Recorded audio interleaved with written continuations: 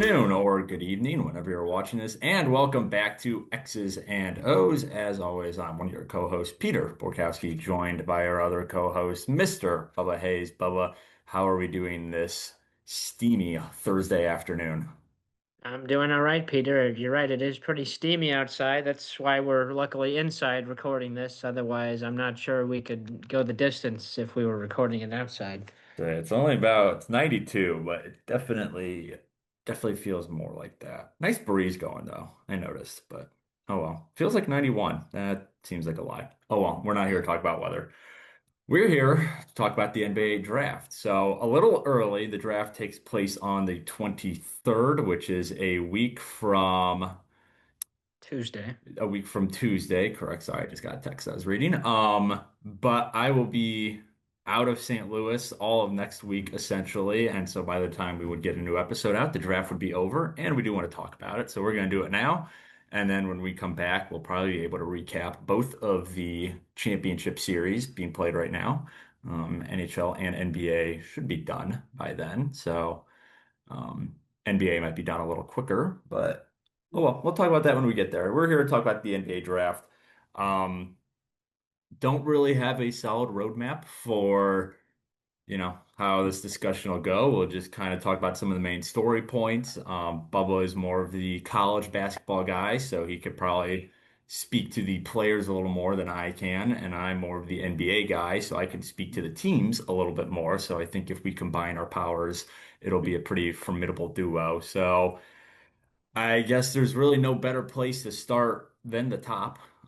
This Yeah. is I think the main thing that should be said is this is a pretty loaded draft class. Yeah. I think of the top four players who are pretty solidified at this point, I think any of them would be a number one pick in just about any other draft.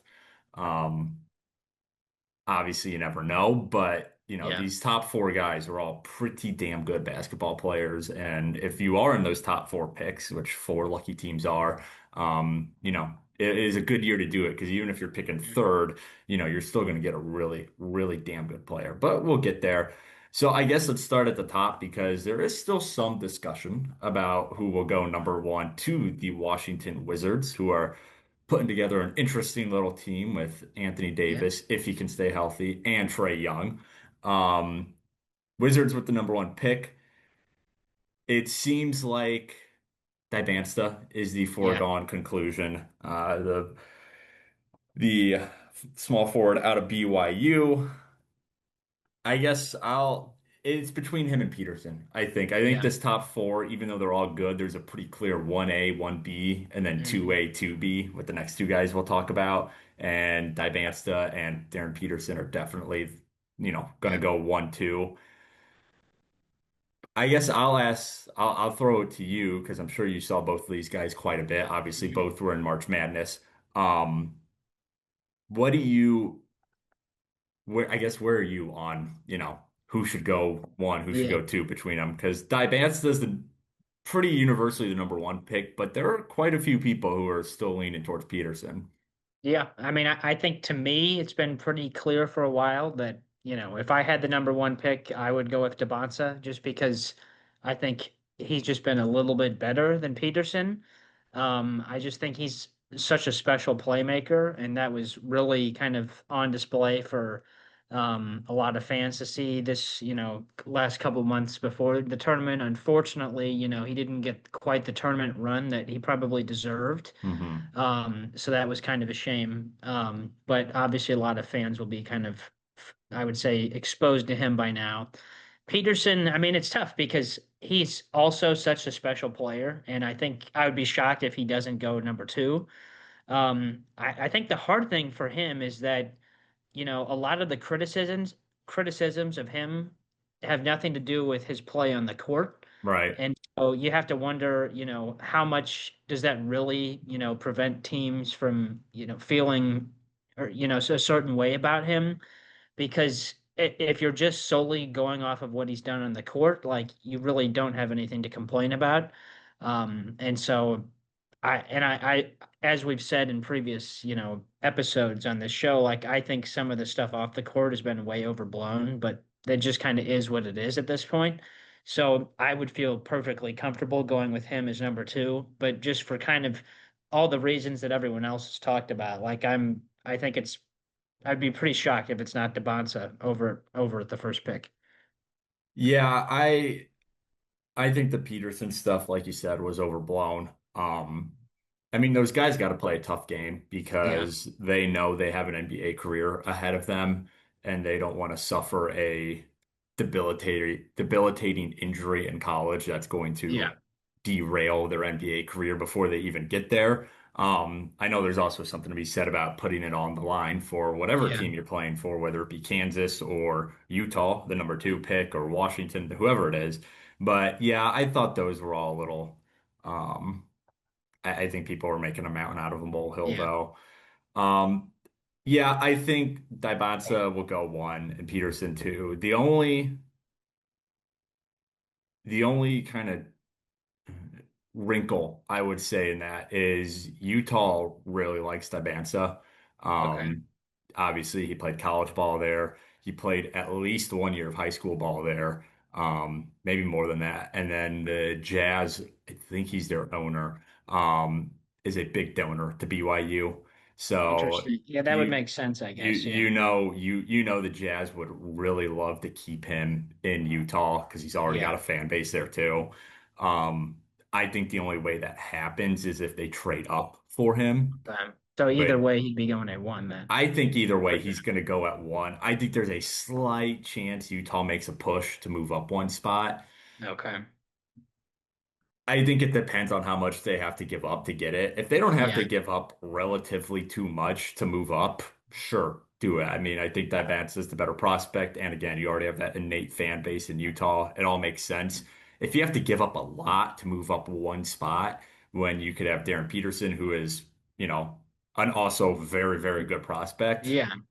I don't think it's worth it at that point. But and maybe it also depends on how much stock they put in the Peterson Yeah. BS too. So, um, I don't know. I think Peterson's gonna be really interesting to watch. I've seen some people say he could drop even Really? if people really take into account off the court stuff, which is kind of a shame because it has nothing to do with his Yeah. personality necessarily. It's just, some injury stuff and then, kind of his motor at KU. Um, Yeah. I don't see him dropping more than four. I mean, if I'm a Bulls fan and if he gets to four and they pass on him, I would be pissed. But I don't think he drops, but I wouldn't be terribly surprised. Okay. So That's interesting to hear you say that because for me, and I'm sure we'll get to these other two players who are also kind of considered in that top realm in a second. Like for me, he's just clearly better than those other two guys. And so I think really would be a shame if he didn't go at number two because it would seem to me that some of the off the court stuff is the reason why. I, When I just feel like he's a more complete player than Boozer, who I'm sure we're going to talk about, and yeah, also some of the other guys right below that. I I think he has a higher ceiling for sure than Boozer and maybe Wilson. We'll talk about Yeah, Wilson. I think yeah, Wilson's really interesting. yeah, for sure. Um, I think Boozer has a higher floor though, which is what everyone's been saying about him. And I guess we could Okay. we could kind of move on now to that third pick, which is the Jazz, is the Grizzlies, Hmm. and pretty much universally everyone has them taking Cam Boozer.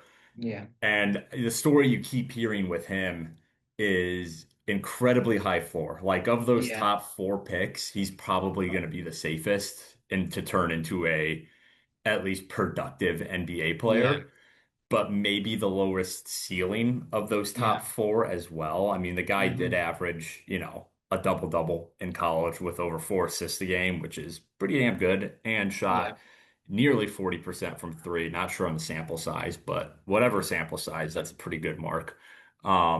And he's 6'8", 250, like big dude hmm, for a forward position wherever they end up playing him. Um,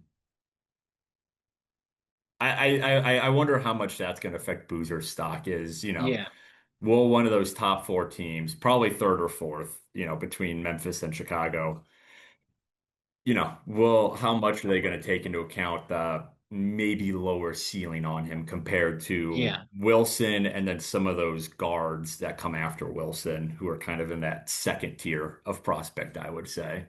Yeah. And I do think he's another interesting player because as good as he was, at Duke, um, he's not necessarily like your prototypical number one or number two overall. Alpha, yeah. Yeah, exactly. In that sense, like I think some of the comparisons I've seen to him have been like a Kevin Love type player. Mm, And that's just, a really solid player who could have a really good NBA career, but that's right. probably not who you're going at number one, number two, if that's his true ceiling. Like, obviously, maybe he could end up being, a better than that archetype. But I mean, I think if you were saying, oh, would you take the career of Kevin Love? I think, yeah, it's probably someone you'd take. I just don't know that you'd spend your number one or number two overall pick on it. Yeah. Yeah, I don't see Boozer. I don't see him going top two, Yeah. honestly. I wouldn't be surprised if Memphis passes on him. Okay. And then he gets to, and then he would probably go to the Bulls and, Hmm. live on his father's legacy, Carlos. I don't know. Those prospects are always interesting. The Yeah. low seal. I mean, it's not to the same degree. It's kind of the Mendoza thing Yeah. of like Yeah, I can see that. you're gonna get a solid player most Yeah. likely, but are you willing to do that with a top three pick? I mean, Yeah, exactly. so, and obviously the NFL is different because quarterback comes before everything compared to, the NBA where there's really no one position that truly outshines the others. Yeah. Most of the time it kind of ebbs and flows.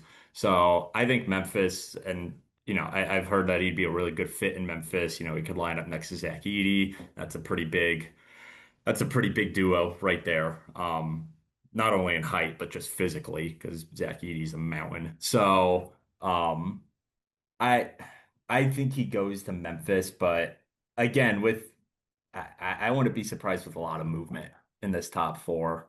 As solidified as people think it is with Dibansa, Peterson, and Boozer, and then Wilson. I could see, especially after that one pick goes. Yeah. I think there could be a little bit of shuffling. So, and then that leaves us with the last of those kind of top four guys, which is Caleb Hmm. Wilson, power forward out of North Carolina, 6'9", 210, mocked to go to the Bulls and just about everything, which if he's there, they're gonna take him. Yeah.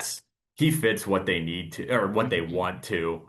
They just hired their new top executive, which is the executive vice president of basketball operations. I can't stand NBA titles. I think they're the dumbest thing because they have the president and then they have the VP and then there's the executive VP and then there's the general manager and then there's the assistant. It's just like, dude, it's you got the Yeah. general manager, whatever. Their new top basketball guy, Bryson Graham, kind of has a thing for long athletic Okay. types, which is what Caleb Wilson is. Um, Wilson might honestly, and again, you can speak on it maybe a little bit more because you've watched more college basketball than I have. Wilson does seem like he has the biggest range of these top Yeah. four. Correct me if I'm Yep. wrong, but you know. I think the guy can be a really like a true legit star. Um, I think he could also maybe flame out. Like, I mean, he's 6'9", 210, so he's not that big. He'll need to bulk up, obviously, but defensively, he's got the tools, he's got the instincts. Offensively, I think everyone's been saying he showed a lot of growth last year. Good finisher towards the rim, likely because of how long he is. Hmm. Not a huge creator, which is kind of what you want your alpha to be to a degree, but he will have one of the better passers in the league feeding him, which is Josh Giddey. If Josh Giddey's still around forever long, which is a whole other deal. Um, I don't know. What are your thoughts on Wilson? Yeah, I think you kind of outlined it pretty good. I mean, part of it is he was someone that came in with just really, really Mm. high Yeah, I remember expectations. that. Yeah. And I think it's fair to say he didn't fully live up to them. At the same time, it's like it's so abundantly clear that the like underlying potential is there. And I think you're right. Like his ceiling definitely could be kind of up where those top two are. But I would say there's just a decent amount of like raw skills that still need to be further kind of honed in a little bit more. And so Hmm. it could be a little bit of a project. So if you're a team like the Bulls and that's kind of what you're looking for, I mean, I don't see how he could drop further down below that because he has too much potential to pass up on that out of the top four. But I think that's really what is kind of preventing him from being in that upper echelon of the top three picks is just he just has a little bit more that he needs to tap into, kind of not just in any one skill either, just kind of all around. So that's kind of what I look for in him. But I do believe that, after a couple years of kind of further, work on some things, he really could kind of more come into his own and be the player that he's very much expected to be. Yeah, and I could speak on the Bulls a little more because I am a Bulls fan, even though there hasn't been a ton to be a fan about the last couple of years. Um, on one hand, I do think it's a good fit because they are missing kind of that number one right now. Hmm. And he could come in, take on that role, fail in it, but at least learn in it. Yeah. He's not going to be sitting on the bench for most of the games. And also this has kind of been their MO lately, which is tall players because they have him, they have Matas Buzelis, who I really freaking like. Matas Buzelis is a stud who's 6'10", and then you have Josh Giddey, who's very tall for a point guard. They're very fast. I think they had the third fastest pace last year, and I think Wilson kind of fits that, kind of a high motor, finish towards the rim. The only spot I do see some like positional maybe trouble is like he Hmm. does kind of feel like Mates Buzelis a lot of Okay. tall, lanky, maybe not a great creator, but if you Hmm. feed him going to the rim, he's gonna thrive. And that's kind of how Buzelis is. Um, so you kind of have two similar players. Both are pretty darn good defensively just because of their length. Um, Buzelis gets a shit ton of blocks every year. Or it's 2 years he's been in the league. So I don't know. If he's there at 4, I want the Bulls to take him because I think the star potential is just too much to pass on. And, they're also in a position, like you said, if he is a project, they don't need him to pop off right away.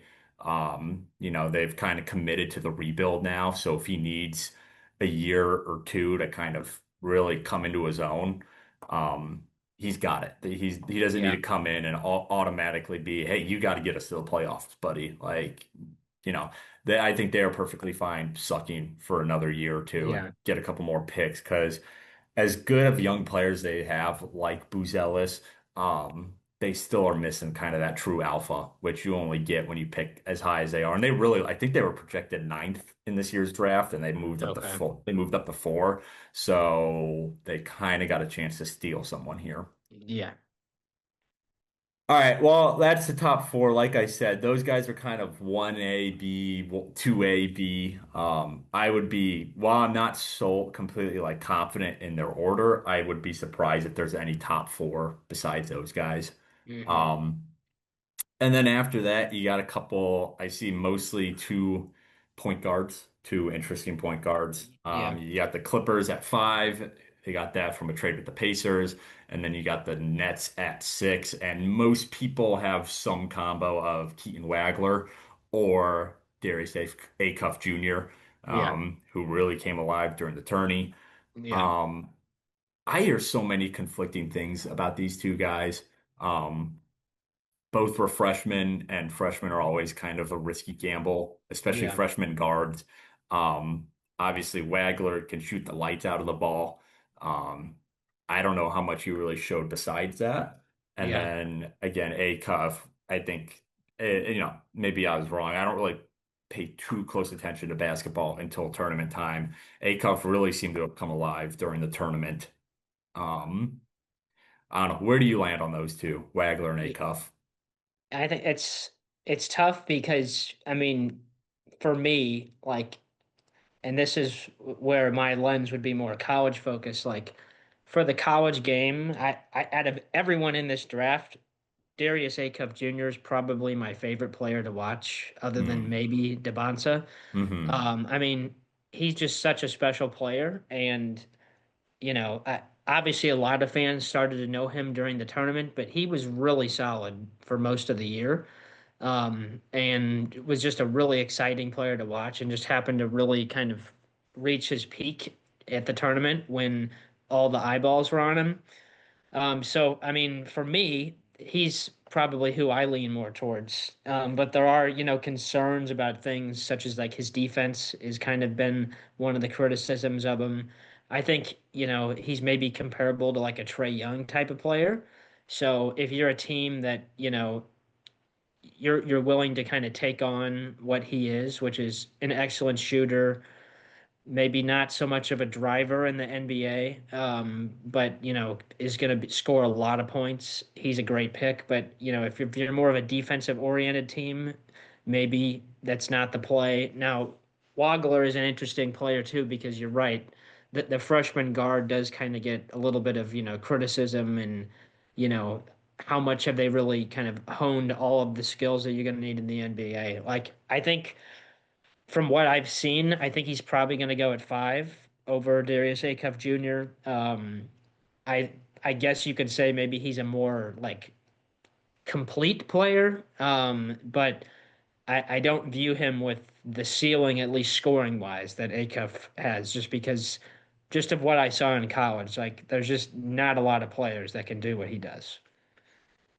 Yeah, and I think these two, I think if you want to talk about boom or bust, I think these two fit that mold Yeah, really well. Every team's kind of looking for that next, high octane, can score a ton of points guard. And I think both these guys could definitely be that. yeah, Um, they could also not be that. Like you said, they yeah, both definitely have their limitations, maybe still a little unpolished. Um, the Clippers have a lot of good defense already, mostly thanks to having Kawhi Leonard on the yeah. team when he does play, which is a big question mark with him. So they might be a little bit more willing to take on a defensive liability, maybe. Hmm. Um, with Brooklyn's in a really interesting spot. I think they had 3 to 5 first round picks last year, and didn't really pick anyone who was like the true number one. So I think they're definitely looking for that. So I'm not surprised that they take a swing on one of these guys and just hope Yeah. he can be that alpha level scorer, Hmm. which I think they both could be. But like you said, you never really know with freshman guards who I don't want to say they're one note because I don't think either of them are one note necessarily, but um, you know, mm, kind of lean more towards one end of the court than the other. Yeah.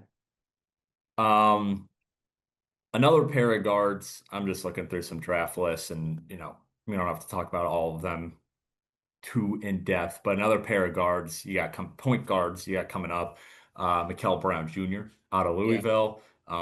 This one has him going seventh to the Kings, and then Kingston Fleming, point guard Yeah. out of Houston. Houston. Yeah. He's going 8 to the Hawks that they got in a trade with the Pelicans. Bad trade for the Pelicans. I remember when that happened.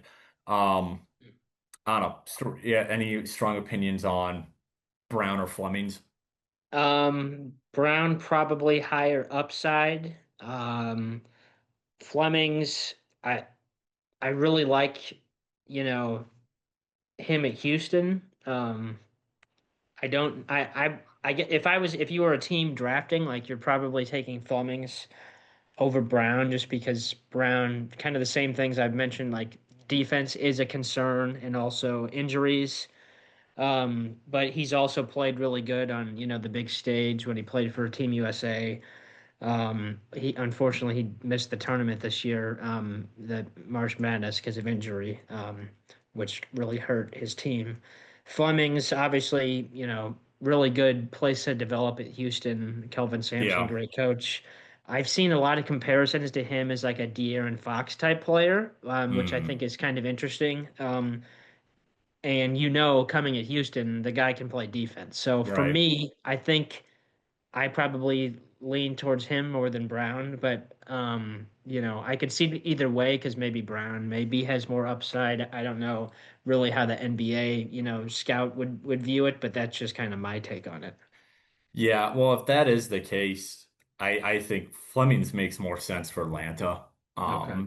because they are further along than the Kings are. Even though they just traded Trey Young, they do have a decently nice team down there in Hmm. Atlanta, while the Kings are kind of the Kings or the Bulls of the West, since they have almost the entire Bulls roster from a couple of years ago with DeMar and Zach LaVine. Hmm. The Kings are kind of floundering a little bit, or a lot, I would say. So they're kind of also looking for that true number one guy, and maybe Brown can be that, like you said, if he has that higher upside. Hmm. While the Hawks a little more solidified, they already have a couple of really good players like Jalen Johnson.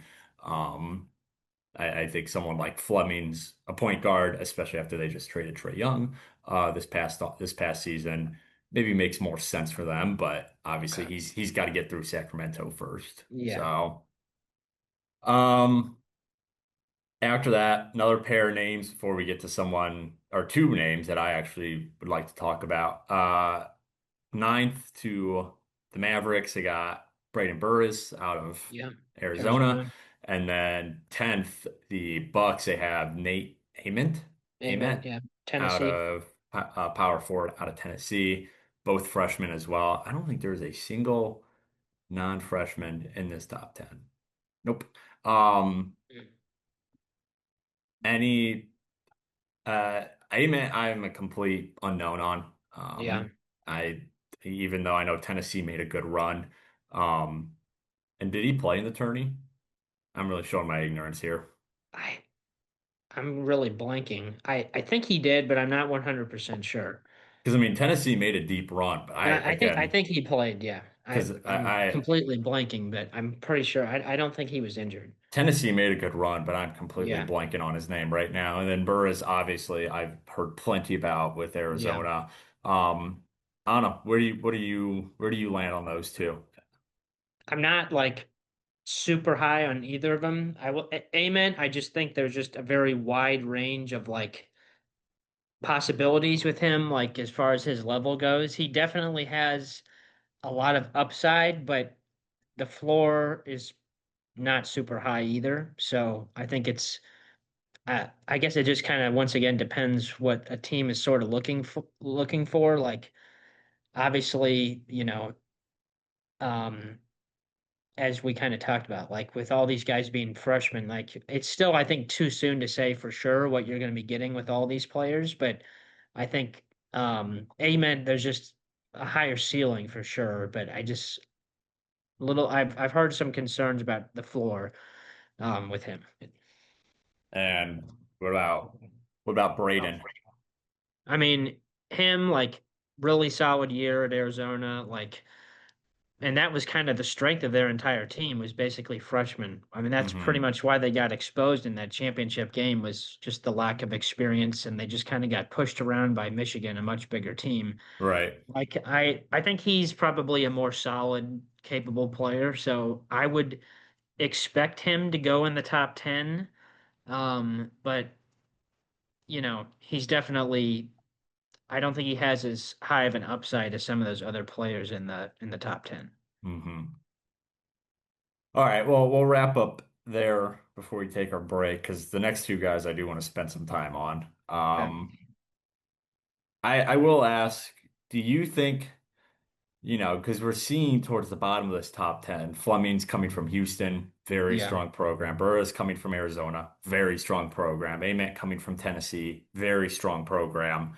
Compared to those guys at the top, all good programs, but obviously Yeah. BYU didn't have a long tourney run. KU didn't have a terribly long tourney run as maybe they should have. Um, Duke was Duke, whatever you want to Yeah. make of that. And then North Carolina. And did Wilson, I meant to ask, did Wilson even play in that VCU game? I I don't think he remember. did. Okay, I'll need to look that up. I do not, because I watched most of that game. I do not remember hearing his name, but Yeah. Well, I mean, and maybe remember they really fell flat there, the late stages of that game. So he also definitely true. he definitely wasn't there in the big moments. So and then, obviously Illinois and, I mean, they're all strong programs, but those Yeah. really, not blue blood, but kind of the newer age of blue bloods, like those guys Yeah. all seem to kind of drop down. Do you think there's any pattern to that? I mean, it seems to me like, if you come from one of those Arizonas or the next two guys I want to talk about, Michigan, Yeah. a little tease, like you almost get, I don't want to say buried, but it's kind of hard to stand out as that true number one alpha level guy when you're not playing for, you know, not mid-major, but kind of that No, next I know what you're that saying. next tier of Power Five or yeah, it's Power Five in basketball. Yeah. Yeah. Who isn't, it seems easier to stand out on some of those lower P5 Yeah. schools. I mean, I think it's an interesting question because like when we think of like let's say use Duke or North Carolina as an example, Right. like even though they're always highly ranked teams, it seems they're more kind of reliant on one or two like really top prospects.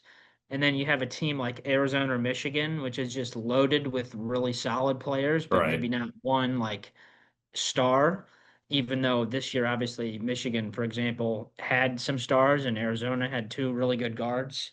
So I Hmm. think it's tough. I mean, this year in particular, I think, if you want to use Michigan as the example, it's just a little bit more difficult because their two top players that I'm guessing we're going to be discussing based on your teas are not like your prototypical like NBA prospects. Hmm. Um, where usually someone like Duke or North Carolina, they're going to get that attention. But one thing you did bring up that I do think is interesting is like I brought up Flemings in Houston. Like I do have to wonder if like if you're an NBA team and you're looking, at prospects, like is that an attractive option? Is someone that is coming from a school that is, specifically known for having really good defense? Like, is that something that you maybe value and Hmm. look into rather than just someone who's yes at a good school, but maybe they're just not as well known for something like I would think that's something that would be at a premium is knowing, okay, like obviously I wouldn't think most guys are drafted for their defense, but like if you know you're going to get a good guard and potentially a scoring guard who can Right. also play really good defense, like I would think that's a leg up on some of the other guys. Yeah, and I think the other thing, about that topic is the teams that succeed in college basketball in terms of making it far are Hmm. those teams who, like you said, they might not have a true number one overall pick, but they just have a bunch of dudes. They just have a bunch of studs who all work together because that's what a team needs to be at the end of the day. Like Yeah. you can't ride one or two great prospects and the other guys be, you know, uh going to be accountants in 3 months. Like you need, if you want to go far, like your Michigans or your Arizonas, like you need a team full of good players. Hmm. Now, those good players might not be drafted super high, but that works in the tournament because it's a good team. Yeah.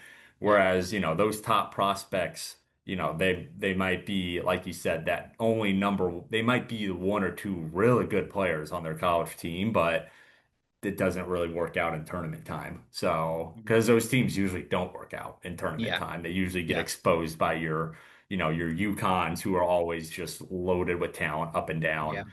Um, it's an interesting discussion. So, all right, we're gonna take a quick break, and then when we come back, it sounds like we got a pair of Michigan players to discuss. And welcome back. Bubba and I have returned from our break, and we're going to keep going with the NBA draft talk. Went through the top 10, kind of flew through some players, really talked about the top four a lot because that's probably the Hmm. most interesting part. But we do have a couple of interesting players coming up, at least on the CBS Sports mock draft I'm, Yeah. leading the discussion with. Um, Round one, pick 11 to Golden State. You're going to have to help me with this first name, Mara Yeah. Ade, I, Ide. yeah, I've heard it pronounced a bunch of different ways. So I'm, let's just say Okay, Mara. Mara. You got Mara, the center out of Michigan, and then 12th to, of all people, Oklahoma. Yeah. The as of until Saturday night, reigning champions. Yeah. That might change if the Knicks win again. Um, to Oklahoma, they have Yaxel Lindeborg, Yeah. also out of Michigan. And I think these two are really interesting to talk Yeah. about. Let's start with Mara because they have him first. Kind of goes against, and I did watch a fair bit of him in the tournament. Yeah. Obviously he was in the tournament a lot. Kind of goes against, it seems like we've kind of swung the other way with what people want out of their NBA centers. Yeah. Because for a while it was the Jokic, blueprint Yeah. of they need a point center, basically, someone who can Yeah. pass, someone who can shoot. And obviously that is still great if you can find it. But we're kind of starting to swing back towards more prototypical, big man, control the paint. You think of guys like Donovan Clingan in Portland now, and then obviously Zach Edey out in Memphis. Um, and I think, and maybe correct me if I'm wrong, Morrow seems to fit that prototype a little bit more. I don't think he's as big as those No. guys. I mean, he's 7'3", which is huge. I mean, that's Wemby territory, even though I think Wemby's taller than the NBA lists his height as. But he's only 260, so he's not, Yeah. really, and he'll bulk up. But as of right now, I mean, he's definitely not as big as Edie was, and even Klingon's pretty beefy. I don't know. What do you, I mean, in his stats read kind of that traditional center. I mean, Yeah. 12 points a game, only 6.8 rebounds a game, which isn't a Yeah. ton. 30% from three. Did have over 2 assists a game, so showed that he Yeah. could, he could distribute. Yeah. I don't know. What do you make of Mara? Um, Other than he's huge. yeah. Well, and, it's interesting.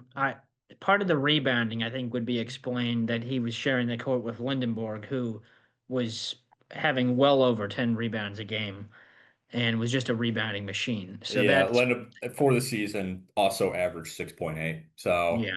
Okay. I'm surprised it's not more. But so that would explain it a little bit. I'm surprised. So here's the thing that I don't know if I think he's probably somewhere in the middle in terms of you're talking about like the different types of centers because even though the assist numbers not obviously super high, like, he has very good passing skills. So hmm.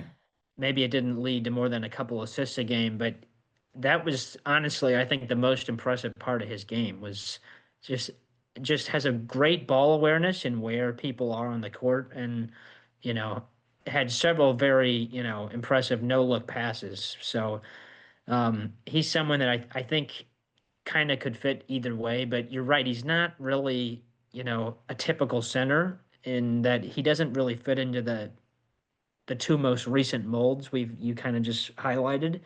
So he is a really interesting player, and I'm very curious to see how his game translates from college to the NBA because I do think he's probably going to be like a top 10, top 12 pick. But I'm just kind of interested to see how that translates because, I think yes, he will rebound. He is capable of scoring some points. I His shooting has gotten a lot better. I think you said this year was over 30%. That has gotten better over time. So if that can continue, I think his ceiling will only get higher. But yeah, definitely a really interesting player. Yeah, and I think, I think it depends on where he goes. I mean, you could say it's Yeah. not a lot of guys. I think it's going to depend where he goes. I think someone like the Warriors would be a solid fit for him. Hmm. They've obviously been big on spacing. Yeah. When you've had two of the greatest shooter of all time, and then, Clay, you could put second, third, like, Clay's up there as well. Obviously, he's not there anymore, but Yeah. their whole MO has kind of been spacing. And if, his vision and his passing is as good as you say and as people say, like that works really well for the Warriors. Yeah. Steve Kerr is still there, so they're not going to go through any dramatic redesign of the offense this Yeah. offseason. I would think, unless he decides to change things up. But as long as Steph is there, spacing is going to be the name of the game. Yeah. And someone like Mara seems to fit that mold really well. So. Um, all right, and then that leaves us with Lindeborg going to OKC. Before we talk about that fit, because I think that fit's super interesting. Yeah. Um, obviously the main thing about Lindeborg is the age. Um, Yeah, that's been one of the main things He people. will be 24 before his first NBA game. Yeah, I mean, he was a senior. I mean, Morrow was the first was the first non-freshman that we've talked yeah, about today, and now Lindeborg is a senior, was a senior, I should say. Um, but I mean, the skills are all there. yeah, Great two-way player. Um, can defend, has some nice offensive, did only put up 15.1 points a game, but he was playing for a team who, as yeah, we talked about before the break, had a lot of guys who could score. yeah, 37.2 from three, that's solid. 6.8 rebounds, that's good. Over three assists a game, that's good. Like, yeah. he kind of does a little bit of kind of that He Swiss does. Army knife. Yeah, It's just going to be the yeah. age thing. And, before I let you go, I think that's why Oklahoma makes so much sense for him. Um, First off, the fact that Oklahoma City's drafting 12th overall is a joke. Yeah. You can thank the Clippers for that one. Um, but he would be best going somewhere where he can make an impact right away in Yeah. terms of winning. He's coming from a winning program. He does a little bit of everything. He's already 20 or will be 24, so he's got some maturity to Yeah. him. And obviously, Oklahoma City is they're in their title window right now. So someone like Lindeborg makes too much sense for them if he falls to 12, which I think he will. I don't see a lot of rebuilding teams taking him just because Hmm. by the time they're ready to compete, he's going to Yeah. be, Yeah. 27, 28, which is his prime, but still you want someone to grow with Hmm. the team. So, uh, you got anything else to add about Yaxel? I mean, I think part of what makes him such an appealing player is just like he, in a lot of ways, goes against the grain of college basketball. Like, he's not the one and done guy who was a star when he got there. Like, Right. he's someone who developed throughout Hmm. his time in college and made himself into a top five player in the country. And that's not something that happens very often. But he kind of just moved up the ranks of mid-major to finally getting to Michigan, and we all saw what they did in March. That was really impressive. Like, I think for him, yes, you mentioned the age, which is why his case is more going to be specific on the type of fit. The little I know about the NBA landscape, I think you're right. The Thunder, that seems like that'd be a really good fit for him. I think, what teams just have to weigh is like, yes, he is older than a lot of the other guys that they're considering against, but it's like he's had a lot of development already, and he's not going to be someone that you're going to have to hold their hand as much as they get exposed to the NBA. Like, I think there's a lot going for him and just the type of player he's been able to be. Like, and I think because he can do so many different roles, like great defender, obviously a really good rebounder. For being such a big guy, he's a really good ball handler too, which, is interesting. He's not a guard, but he can handle the ball really well, take it down the court really well. So I just think there's so many different things he can do. And I mean, while maybe he's not the star of a team, it's like you put that guy on a team, he's a winner and he'll make your Hmm. team better.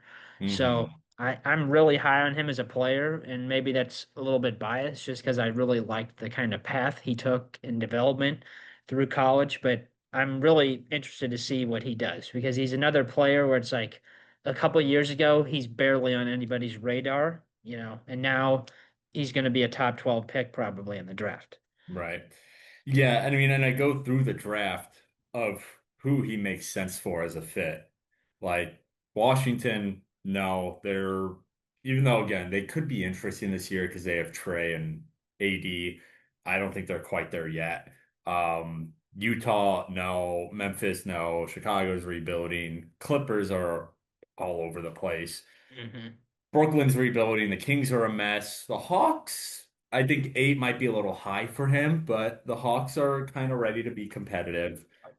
Dallas, probably not. They're still trying to build around Cooper. The Bucks, I don't know. They're not competitive, but they're going to try to be as long as Giannis is there to make him happy. And then like the Warriors and the Thunder, which is where we're at now. I Yeah. could see either of those, the Thunder especially. The Thunder especially, and even the Warriors to a degree, because kind of like I said with the Bucks, as long as Steph is there, they're gonna try to be competitive. Yeah. And then after that, you got Miami, who always thinks they're competitive, even though they're usually not. And then Charlotte. I don't know. I don't think he gets past the Thunder. I think Okay. if he gets to 12, the Thunder are gonna be really happy to get a good younger player who's still mature and old enough Yeah. to you know, immediately help them win a title again, Yeah. hopefully. So, all right. After that, I'm just gonna, shout out some names if anyone's Yeah. interesting to you. We've kind of made it through those premium guys. Yeah. 13th, they got not LeBron, LeBaron Philon, Pylon, Alabama. Philon out of Alabama, point guard. Um, 22 points a game, not bad. Yeah. Morris Johnson Jr. to Charlotte out of Michigan. They have the Bulls taking Jaden Quaintance at 15, the center out of Kentucky who played like 4 games for them. Yeah. Um, the Bulls do need a center. I guess, we could talk about that. Let my Bulls interest peak here. Outside of Mara, who I don't think gets to 15. Yeah. Um, What are any other centers? I mean, that kind of pique your interest. They got Acquaintance. They got Terrace Reed Jr. out of Yeah. Connecticut. Another senior, Henry Visar out of North Carolina. And any other centers they got going in the first round? Luigi Sujo out of Italy. So I don't know if you don't Yeah. know. I don't know if you know anything about him. No. I don't know. It seems like as strong as this draft class is, and it is a very strong class, it seems like Uh, center's kind of yeah. Kind a of a weak weaker, spot. Yeah. I mean, position. because there's a decent number of like power forward type players that can rebound, but not a lot of true centers. Hmm. I mean, Reed's an interesting player, but I don't really have too high of opinion of him as far as the NBA goes. Hmm. That's you. Excuse me. I don't want to say he's overrated, but I mean I guess that's basically what I'm going to be saying is I'm just not really I just think at UConn obviously being on such a good team, it's easy to kind of rate him higher. But he did play well, for some of the tournament, but he did struggle for a decent amount this year. But obviously a very winning player. Um, so yeah, I think you're right. If you're looking for options for a true center, you don't really have a lot of good ones outside of Mara. Yeah, and that's probably why someone like Quaintance, who again played I think all of 4 games this year, Yeah, probably is getting rated pretty high, is just because of availability, I guess, or yeah, not availability, position need. yeah, So. Yeah, I've seen Reed go to the Bulls too at 15, and I don't know. I mean, he is a senior, 6'10", which is a little short for a center, but also 265, yeah, big guy. So, yeah, um, I don't know. The only other prospect I'd like to get your thoughts on, because I got to talk about him. Everyone's favorite Iowan, Bennett Sturts. yeah, They got him going 21 to Detroit, so he'd probably be a backup for. Well, they're saying he could play with Cade, but he would also probably take Cade Cunningham's spot when Cade's on the off the floor because Cade's their point guard. Um, where do you land on Sturts?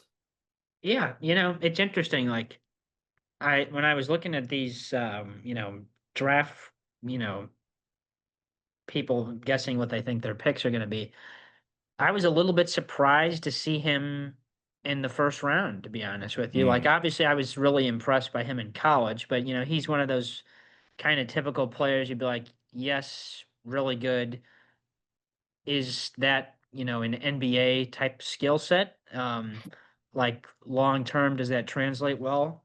I don't know. I mean, obviously, he's a really good player, and it looked like some of the mocks I saw had him going in that like top 20, top 25 area. So I would be surprised if he's not a first round pick, I guess, if that's seemingly the consensus. But yeah, he's someone that while I think he has a lot of skills, I'm kind of the opinion that it translates more to the college game where he excelled, at schools that were not really basketball schools. Right. And he was kind of, a leading part of their team, to how that translates to the NBA. I'll be kind of curious to see, to be quite honest. But definitely, I was a little bit surprised to see he was projected to go that high. Yeah, I don't know. I think yeah, like you said, I mean, maybe not the prototypical high draft pick. Yeah. But like you said, like everywhere he's gone, he has turned that program into a winning program. Yep. Whatever. And now, granted, he was doing it with a hell of a coach too. Um, whatever it was, at Southwest or Northwest Missouri, Northwest. Northwest Missouri, and then Drake, and then most recently Iowa. Yeah. Um, Though he did not, with Iowa, he did not have a crazy tournament run. No, I yeah. mean, he was good, but he wasn't like, he wasn't popping off exactly. That was just a good team, and again, a really good coach in McCollum. So, um, the only other player I had in mind, and I don't see him on the draft, so who knows? But I feel like as St. Louis natives, we should talk about. Do you see Robbie going anywhere? I I mean, I guess, I don't know if he's going to get drafted. I'm sure maybe he'll get a chance in the G League or something. Hmm. Um, but he's kind of a similar, I think, sort of like I view, obviously there's a big gap, but I do kind of view him more like Sturts and just the idea that I'm not really sure his skill set translates to the NBA. Like for him, like he's just a fun player to watch just because it's just very unconventional and not really what you'd expect for, his size. But I don't know that he's really a great match for the NBA. Like, doesn't really have a lot of speed. He's definitely moves better for his size than you would think. But he's not really the like big man down low type player. Like obviously really good passer. Um, Good shooter. good shooter. So I don't know. He's someone that, yeah, like I'll be kind of curious to see what happens with him. Like definitely will be following his career. And I hope for him that it works out. But, I guess when you're someone like as good as him, you have to at least try, right? Like you can't not give it a go. So I guess we'll just have to see. But yeah, he's another one that I'm kind of curious about how that translates, but it'll definitely be interesting. Yeah, I could see. I don't know if he'll be drafted, and if he is, it'll be very low. I could see somebody who is looking for, and he will not turn into this. Though Yeah. again, who thought he would turn into it? But like someone looking for a Jokic type find. Okay. Yeah. Because I mean, one of his big nicknames was Baby Jokic. So, Yeah. kind of that offensive minded center who can, Yeah. like you said, pass, shoot, space, might not be the greatest athlete, but, or do all the prototypical center things, but like Yeah. is such an offensive enigma. Someone might take a flyer on him and just Yeah. hope See what happens. that he could turn into a quarter of what Jokic is. Um, and he also kind of reminds me, even though different players types, obviously, Luka Garza from a Yeah, couple of I years could see that. ago, Yeah. where, super, now obviously he wasn't as decorated as Garza was, but like Yeah. super highly decorated college player, Yeah. crazy stats, won awards, whatever. Who just, and now Garza's in the NBA, but he kind of took a while to get there, and even then Yeah. he's not the first guy off the bench for he's with the No. Celtics now. Yeah. But, kind of that similar thing of like one of those guys who, yeah, had a crazy college career, but for whatever reason, it's just Yeah. not gonna translate. So, or NBA teams won't think they'll Yeah. translate. So, all right. Anything else from your end? Any other interesting storylines that you're No, I don't think so. I mean, there's a couple other players that I think will probably go in the first round that I'll be interested to kind of see how they develop. Like Joshua Jefferson, Iowa State, Yeah. unfortunate end to his college career.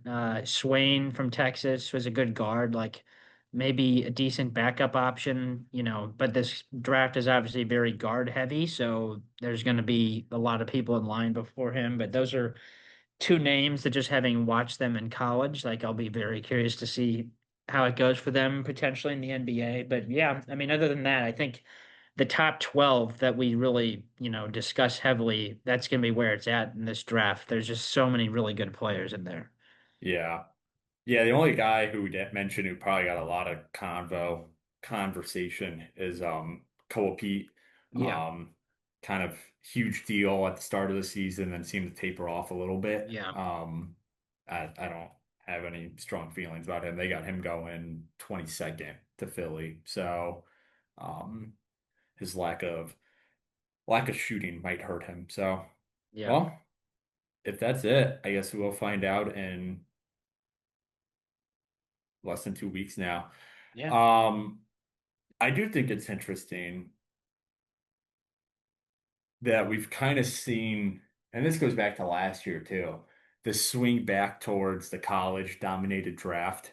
Yeah. Because for a while it was either international guys or, the G League Ignite, which has Yeah. folded, I think. That's where Matas Puzelis came from, or some other, Australian league or whatever it may Yeah. be. Yeah.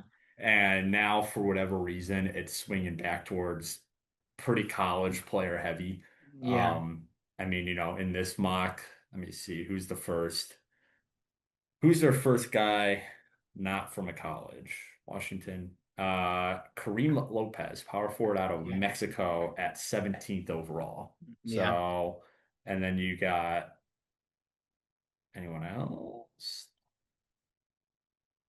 Anyone else? Anyone else? Well, I Anyone mean, else? honestly, I think the big cause of that, if I just had to guess, is, the fact that these players are getting paid now. Like, Right, before they would just stay in an international league and play professionally. That way they were getting paid. right. Well, now, it makes, I mean, because let's be honest, like, I still think college is better prep than, the Australian league or some pro European league.